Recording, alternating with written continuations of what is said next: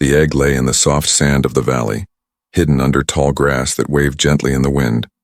It was large and strange, with blue lines glowing faintly across its shell. The stars shone above, and the moonlight made the egg look alive. For many days and many nights, no one came near it. No mother, no father. No sound of wings or footsteps. Only silence, only the egg waiting. At last, a small crack appeared on the shell. The egg trembled, as if something inside was pushing to be free. Bit by bit, the crack spread wider. A tiny claw pushed out, then a small wet face with golden eyes. The hatchling was born. It was weak, small, and covered in soft scales that shimmered like morning dew. It squeaked in the cold air, alone, confused, looking for warmth. But there was no family around. No one answered its cries. The trees around it whispered in the wind, but no other sound came. The hatchling tried to crawl. Its legs shook, its tail dragged, it stumbled forward, calling softly for a mother it never knew. The valley gave no answer. The world was big, and the hatchling was small. For days, the hatchling wandered the edges of the valley. It tried to follow birds, but they flew away. It tried to approach small animals, but they ran in fear. Even the insects hid from its glowing eyes. The hatchling could not understand why was everyone afraid. Why would no one play? It only wanted company. It only wanted a friend. It spent hours chasing shadows on the ground, pretending they were playmates. Sometimes it rolled in the sand, laughing in its own strange voice, but when the laughter stopped, the silence was heavy and its chest felt empty. It curled itself under the roots of an old tree, watching the stars, wondering if anyone, anywhere, would come for it. The nights were hardest. Cold winds blew through the valley, and the little hatchling shivered. It hugged its tail and cried softly. Its golden eyes shone like lanterns in the dark. Sometimes it dreamed of other hatchlings like itself, laughing and playing, but when it woke, the dreams were gone, and the loneliness stayed. The days passed slowly. The hatchling grew a little stronger. It learned to hunt small bugs and drink from a stream. It learned to climb low rocks and leap across tiny gaps. But none of these things filled the empty space in its heart. The valley was wide and beautiful, but beauty meant nothing without someone to share it with. One morning, as the sun rose, the hatchling climbed a small hill and looked far across the land. There were forests, rivers, and mountains in the distance. Somewhere out there, life was moving. Somewhere out there, someone must exist who would not run away. The hatchling's eyes burned with longing. It wanted to belong. It wanted to be seen.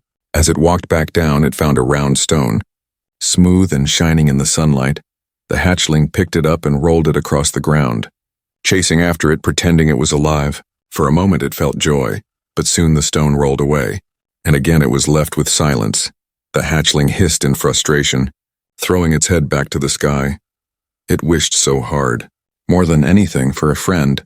The valley heard the wish. The wind carried the sound far away. The hatchling did not know, but beyond the hills, there was a small village where humans lived. They built simple homes, lit fires at night, and worked in the fields. Among them was a little boy, younger than most, always curious, always wandering away from the village. This boy loved to explore the forests and play with strange things. He was different too, just like the hatchling. The hatchling sat by the stream, dipping its claws in the water.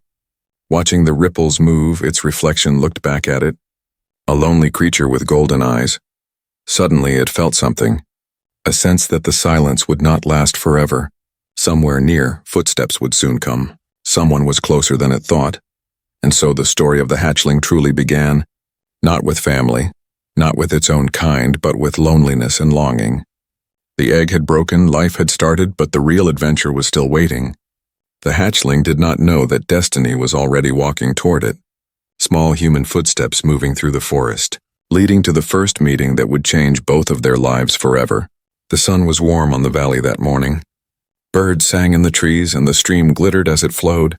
The hatchling sat near the water, dipping its claws and drawing circles in the ripples. It felt heavy inside, tired of the endless silence, tired of being alone. Its golden eyes blinked sadly. It wished once more for a friend, though it no longer believed anyone would come. But far beyond the trees, a boy had left his small village. He was younger than most of the other children. Curious and restless, he carried a stick in his hand, pretending it was a sword. He loved to wander into the forest searching for adventure. His mother often called him back, warning him not to stray too far, but he never listened. His heart wanted more than chores and rules. He wanted discovery. He wanted something special. The boy pushed through the tall grass. Following the sound of the stream, his bare feet pressed the earth, and he whistled a tune he had made up himself. Suddenly, he stopped, for there, on the other side of the water, he saw movement. At first, he thought it was a strange lizard, or maybe a bird with no wings, but as he stared, he saw the shimmering scales, the long tail, and the glowing golden eyes staring back at him. The hatchling froze. It had never seen a human before. It felt its heart pound in its chest. This creature was not like the birds that flew away or the animals that ran in fear. This one stood still, watching, curious. The hatchling lowered its head, unsure if it should run or stay. It remembered how everything else had left it alone. Would this strange creature do the same? The boy tilted his head. He saw the fear in the hatchling's eyes, but also the sadness. Instead of raising his stick like a weapon, he dropped it gently onto the grass. He crouched low so he looked smaller, less dangerous from his pocket. He pulled out a small piece of bread he had saved from breakfast. Slowly, he placed it on the ground in front of him, then pushed it across the earth, letting it slide toward the hatchling. The hatchling's nose twitched. It smelled the bread. Its stomach growled, but it hesitated. Every time it had gone near another creature, they had run. Maybe this one would trick it. Maybe it was a trap, but the hunger was strong. It crept closer, step by step, golden eyes never leaving the boy's face. Its claws dug softly into the soil as it moved. The boy did not move quickly. He stayed very still, his hands resting on his knees. His breathing was calm, his eyes shone with wonder. He had never seen a creature like this before, not in stories, not in the village. It was beautiful and strange. Its scales sparkled in the sun, and its tail curved like a ribbon. For a moment, the boy forgot to breathe. The hatchling reached the bread and sniffed it. It gave a small chirp, unsure. Then, with one quick motion, it picked it up and chewed. The taste was new but good. Warmth filled its belly. Its golden eyes softened. It looked up at the boy, who gave a tiny smile. That smile felt different from anything the hatchling had ever seen. It was not fear, not anger, it was kindness. The boy reached slowly into his pocket again and pulled out a shiny pebble. He rolled it on the ground toward the hatchling. The pebble glittered in the sunlight as it rolled. The hatchling's eyes widened. It chirped again, louder this time, and chased after the pebble, catching it between its claws. It rolled it back toward the boy. The boy laughed. The sound was light and full of joy, and the hatchling froze in wonder. It had never heard laughter shared with it before. They played this game for a long time, rolling the pebble back and forth. The boy laughed every time the hatchling made a funny noise, and the hatchling chirped every time the boy clapped his hands. For the first time in its life, the hatchling felt it was not alone. Someone had stayed, someone had not run away. Someone wanted to play, but as the sun began to sink lower in the sky, a rustle came from the trees. The hatchling stopped, its golden eyes turning to the shadows. The boy also paused, his smile faded. The forest suddenly felt different, heavier. Something was there. Watching, the hatchling hissed softly, its tail twitched. The boy gripped his stick again, his eyes wide. They both knew they were not alone anymore, and though they had only just met, a strange bond had already begun to form. A bond strong enough to make them stand together.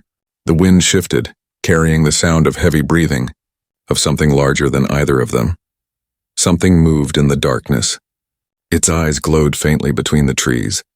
The hatchling and the boy stood side by side, neither knowing what would step out next, neither willing to leave the other. The forest was quiet after the strange sound faded. The boy and the hatchling waited, hearts beating fast, but nothing came from the shadows. Only silence, only the wind through the leaves. Slowly the boy lowered his stick. The hatchling's golden eyes blinked, and its tail twitched nervously. Then, with a soft chirp, it rolled the pebble back toward the boy. The boy laughed again, and just like that, the fear melted away.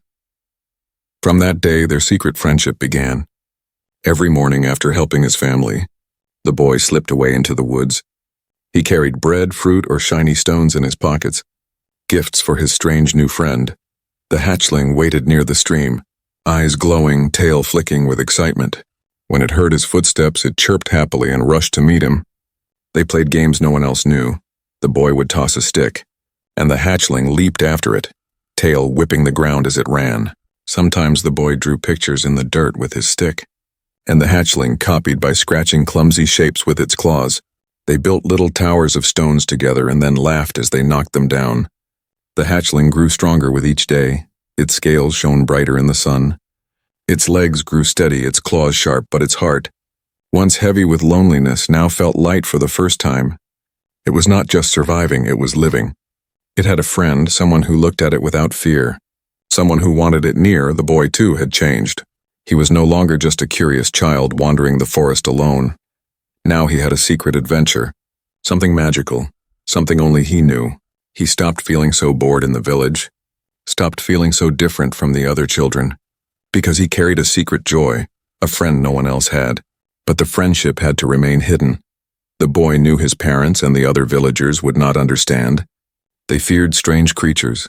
They told stories at night about monsters in the dark. If they saw the hatchling, they might chase it away, or worse. That thought made the boy's chest ache. He promised himself he would keep the hatchling safe, so he never told anyone when his mother asked where he had been. He said, "Just playing by the stream." When other children teased him for wandering alone, he only smiled. They would never understand what he had found. They would never believe it.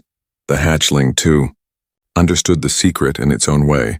When it heard human voices in the distance, it hid under roots or behind rocks. Only when it heard the boy's whistle did it come out again. It trusted only him, it wanted only him. One afternoon, as the sun dipped low, the boy taught the hatchling a new game. He tied a leaf to the end of a string and waved it in the air. The hatchling leapt again and again, snapping at the leaf, chirping with delight. The boy laughed so hard his stomach hurt. The sound carried far, echoing through the trees. Neither of them noticed that in the distance, hidden in the deep shadows, something else was watching. The watcher moved silently, its eyes glinting like knives. It had seen the boy. It had seen the hatchling. It had heard their laughter, and it did not like what it saw. It slinked back into the trees, leaving no trace. But the memory of glowing eyes remained, unseen by the two friends. The next morning, the boy arrived later than usual. His mother had made him do chores, and he almost thought he would not make it. But when he reached the stream, the hatchling was still there, waiting. The moment it saw him, it chirped loudly and ran to him, knocking him over. They both rolled in the grass, laughing together. Their joy was too strong to be hidden. As the days turned into weeks, their bond grew deeper. The boy began to talk to the hatchling, even though it could not answer with words. He told it about his dreams, his fears, his small life in the village. The hatchling listened, tilting its head, eyes glowing softly. Sometimes it chirped in response, as if it truly understood, and in its own way it did. The forest no longer felt lonely. The stream no longer sang only to the trees. Every game, every laugh, every secret moment tied them closer together. Neither of them knew what was coming.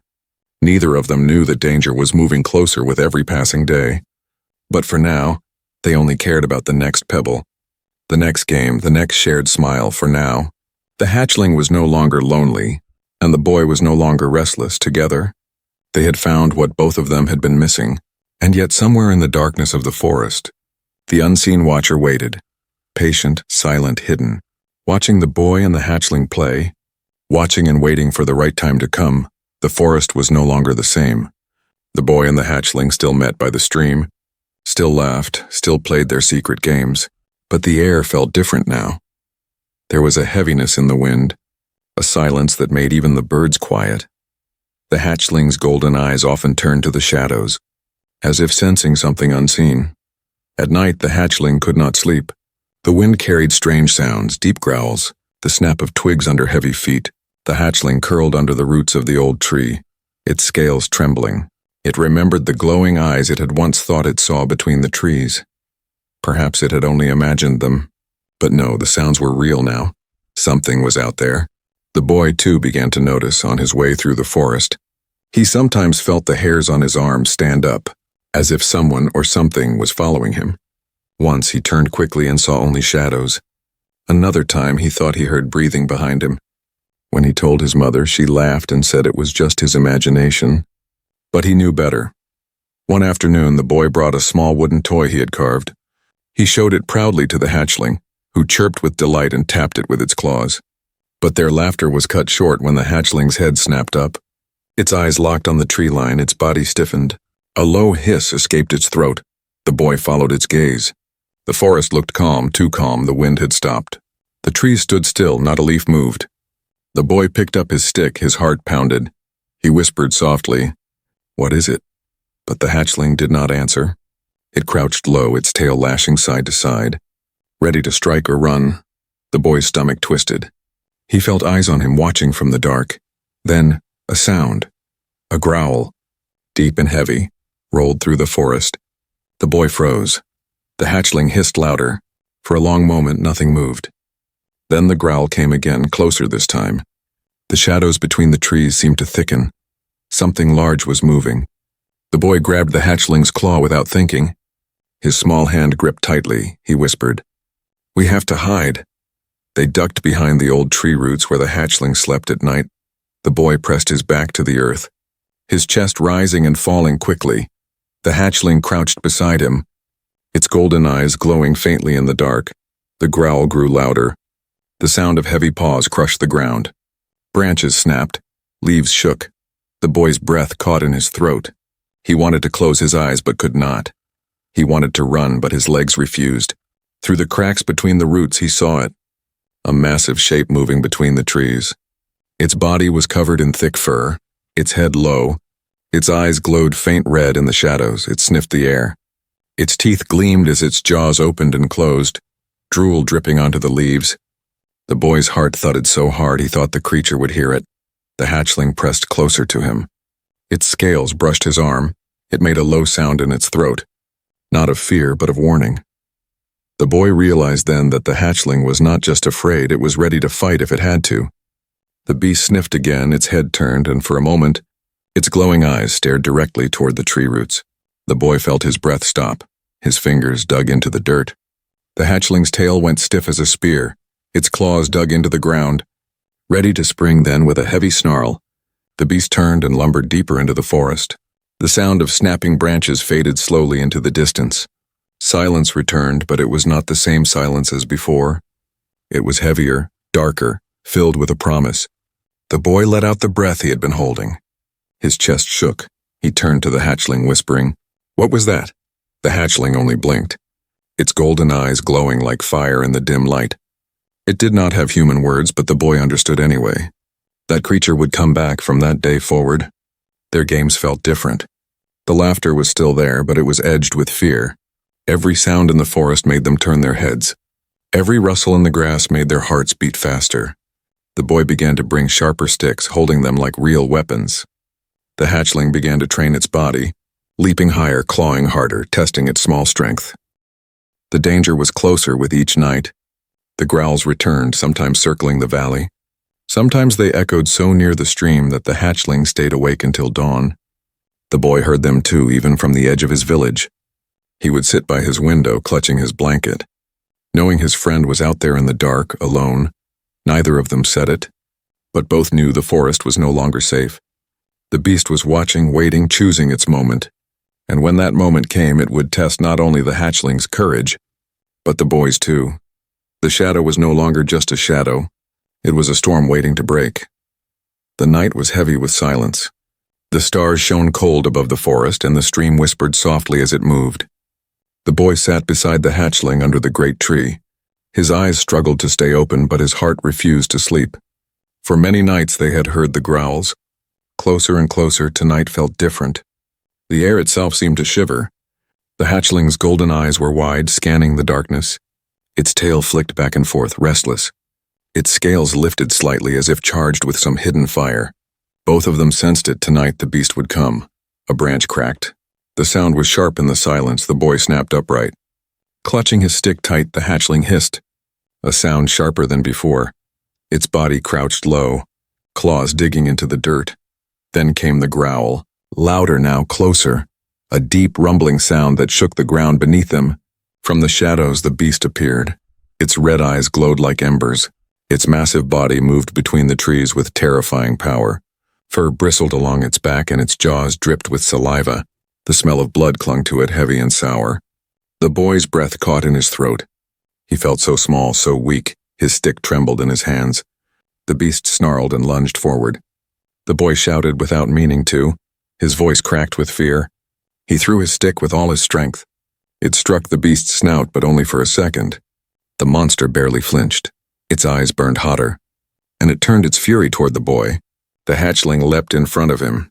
Its wings, still small and weak, spread wide as it let out a piercing cry. The beast stopped, surprised. Its red eyes narrowed at the tiny creature standing between it and its prey. For a heartbeat, silence hung. Then the beast roared, a roar that shook leaves from the branches. The hatchling sprang first, claws flashing in the moonlight. It struck the beast's face, leaving 3 burning lines across its muzzle. The beast howled in rage and swiped its giant paw. The hatchling was thrown back, rolling across the dirt. The boy screamed and rushed to it, but before he could reach, the beast turned its massive head toward him. The boy stumbled backward. His feet caught on roots. He fell to the ground, staring up as the beast's shadow covered him. Its jaws opened wide, teeth glinting like knives. The boy raised his arms, knowing he could not stop it. His heart pounded like a drum. Fear swallowed him whole, then a sound, sharp, fierce, cut through the night. The hatchling, hurt but unbroken, launched itself back at the beast. It bit into the beast's leg with all its strength. Its claws raked fur and flesh. The beast roared and shook violently, trying to throw the small creature off. The boy scrambled to his feet. His terror turned into something else. He grabbed a stone and hurled it at the beast's head. The stone struck hard. The beast roared again. Together, boy and hatchling fought. The boy threw everything he could find, stones, sticks, even handfuls of dirt. The hatchling leapt again and again, biting, clawing, hissing. Each strike was small compared to the beast's size, but they were not giving up. They were not running. The beast grew angrier, its attacks faster. Its roars louder. It swiped the air, and the hatchling barely dodged. Its tail lashed, striking the boy's arm, knocking him to the ground again. The boy gasped, pain burning through him. But when he looked up, he saw the hatchling still standing, its body low, golden eyes blazing like fire. Something changed then. The boy saw not just a small creature, but a protector, a warrior. He forced himself back up, ignoring the ache in his body. He picked up the sharpest stick he could find. His hands shook, but his voice was steady as he shouted, "We fight together!" The hatchling chirped sharply as if it understood. They moved as one. The boy distracted the beast with shouts and thrown stones, while the hatchling struck from the sides, slashing its claws, biting whenever it found an opening. The beast bellowed, confused and enraged by the strange pair. At last, the hatchling leapt higher than ever before. Its claws caught the beast's face. Its teeth sank into its ear. The monster howled and thrashed. Stumbling backward, the boy seized his chance. He drove the sharp stick into the beast's leg with all his strength. The beast roared in pain, snapping the stick in half. But the blow was enough. It staggered. Its red eyes flickered. The hatchling dropped to the ground, its body trembling with exhaustion. The boy rushed to its side, standing over it. The beast glared at them, chest heaving, drool dripping. For a moment it looked ready to attack again, but then it growled low, turned, and disappeared back into the shadows, crashing through the forest, leaving behind broken branches and the echo of its fury. Silence returned.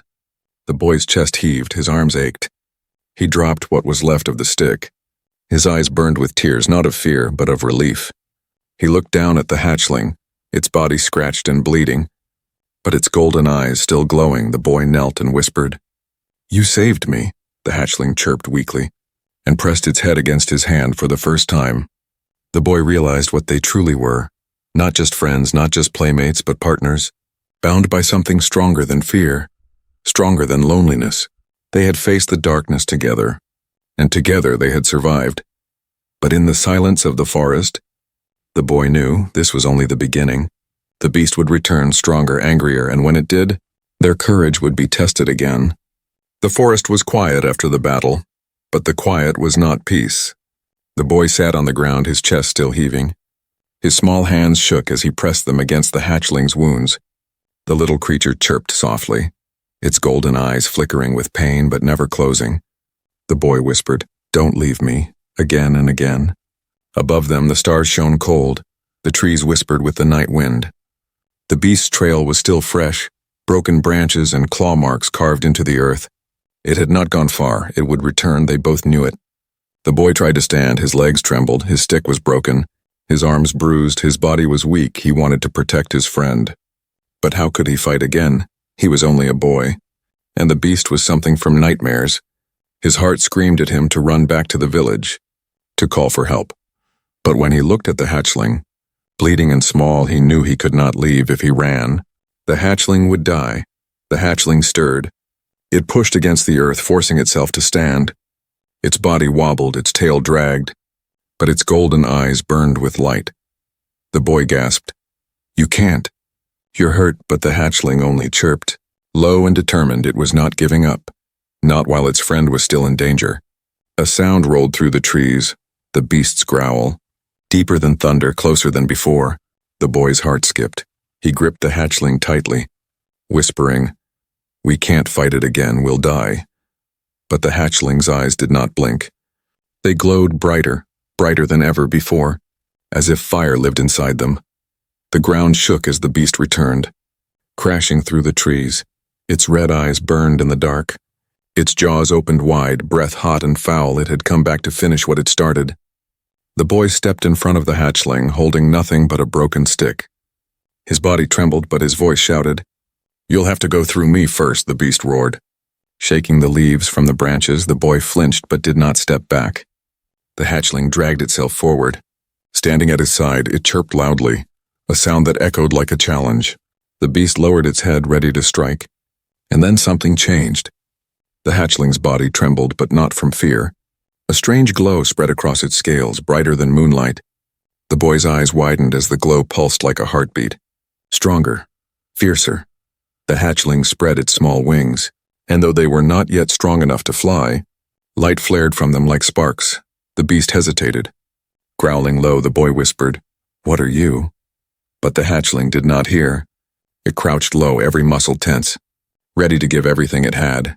It looked once at the boy, its golden eyes burning with something like love, and then it leapt. The boy shouted no, but it was too late. The hatchling launched itself straight at the beast. Its claws tore into the beast's muzzle. Its teeth sank deep into flesh. The glow from its scales flared like fire. The beast howled in pain, thrashing wildly, smashing against trees, but the hatchling did not let go. The boy ran forward, throwing stones, shouting anything to help. His voice cracked, but his heart roared. "Fight! Don't stop!" The hatchling chirped loudly, a sound that shook the air. It clung tighter, each strike deeper. Its body small, but its courage endless. The beast slammed itself into the ground, rolling, trying to crush the hatchling. The boy's chest seized with fear. "Please, please don't die," he cried. The hatchling released its grip just before the beast struck. Landing hard but alive, its glow dimmed. But its eyes still blazed. The beast staggered, blood dripping from its wounds. Its red eyes flickered with rage, but also with something new, fear for the first time. It had been hurt by something so small, so weak, and yet so unyielding. It roared, but the sound cracked. It stumbled back, its massive paws dragging through the dirt. The boy rushed to the hatchling, kneeling beside it. His hands shook as he touched its scales. "Why would you do that?" he whispered. The hatchling chirped softly, weak but steady, and pressed its head against his chest. The boy's eyes filled with tears. He understood. The hatchling had chosen to fight, not for itself but for him. The beast snarled one last time, then turned, limping into the forest. Its glowing eyes vanished into the dark. The ground grew quiet again. Only the boy's heavy breaths and the hatchling's faint chirps remained. The boy held it close, whispering, "You're not just a hatchling. You're my hero." The hatchling blinked slowly, golden eyes still glowing even in exhaustion. They had faced death, and yet they had chosen each other. They had fought not because they were strong, but because they refused to be alone. That night, under the silent stars, the boy knew one truth. The hatchling was not just his secret friend anymore. It was his family, his protector, his partner. And no matter what came next, they would face it together. The night faded into morning. The forest was calm again. Golden light spilled through the trees, and the sound of birds slowly returned. The boy sat beside the hatchling near the stream. His arms were around it, holding it close as if afraid it might vanish. The hatchling rested against him. Weak but alive, its golden eyes opened slowly, glowing softly in the rising sun. They had survived. The beast had been driven away, but the memory of the battle lingered in their hearts. The boy looked at his small friend. Scratched, bleeding, but still brave, he whispered, "You saved me." His voice broke, but it carried truth. The hatchling chirped faintly, a sound that was almost a laugh. When the boy finally walked back to his village, the hatchling followed, limping but determined at first. The boy tried to stop it. "You can't, they will not understand," he said. But the hatchling pressed forward anyway. Its golden eyes told him clearly, "We are together now, no more hiding." The villagers were shocked when they saw them. At first people screamed. Mothers pulled their children away. Men raised tools like weapons, their faces were filled with fear. The boy stood in front of the hatchling, arms wide. "Stop!" he shouted. "It's my friend." The crowd froze. They had never seen such a creature, and yet it stood close to a child without hurting him. Its eyes were not filled with hunger but with warmth. The boy told them everything. How he had found the hatchling alone, how it had played with him, how it had fought the beast to save them both. At first no one believed him. But when the boy showed the claw marks on his arms, when the hatchling limped forward and pressed its head gently against him, the crowd grew silent. Slowly, their fear turned into wonder. An elder stepped forward, his eyes sharp but curious. He looked at the boy, then at the hatchling. "If this is true," he said, "then this creature is no monster. It is a protector." The villagers whispered among themselves, and one by one they lowered their weapons. The hatchling chirped softly, tilting its head. The boy laughed, the sound breaking the heavy silence, and for the first time, the hatchling was not met with fear but with acceptance. The villagers still looked uncertain, but they saw courage in the boy and loyalty in the creature. Something inside them began to change from that day forward. The boy and the hatchling were no longer just secret friends. They became a symbol, a story whispered across the valley, a human child and an alien hatchling, bound together by trust, stronger than fear. The hatchling grew day by day, its scales shining brighter, its wings stretching wider. And the boy grew too, taller, braver, wiser than other children his age. Together they learned, they explored, they dreamed of the future. Sometimes at night, they still heard growls deep in the forest. They knew the beast had not been defeated forever. One day it would return or something even worse might come. But now they were not afraid because they had each other. The boy would look at the stars and whisper, "Maybe you came from out there," pointing to the endless sky. "Maybe one day we'll find your kind," the hatchling would chirp, pressing close to him, its golden eyes reflecting the starlight. Together they dreamed not only of survival, but of adventure beyond the forest, beyond the mountains, maybe even beyond the stars, and so the lonely hatchling was lonely no more. It had found not just a friend, but a brother. The boy, once restless and different, had found not just a secret but a purpose. Their story was only beginning someday. People would tell legends about them, a child and a hatchling who stood against the darkness, who chose each other when the world turned away, who proved that friendship could be stronger than fear. But for now, as the sun rose and the village awoke, they sat together by the stream, playing with a single shining pebble, laughing as if nothing else in the world mattered. And in that simple laughter was the promise of everything to come.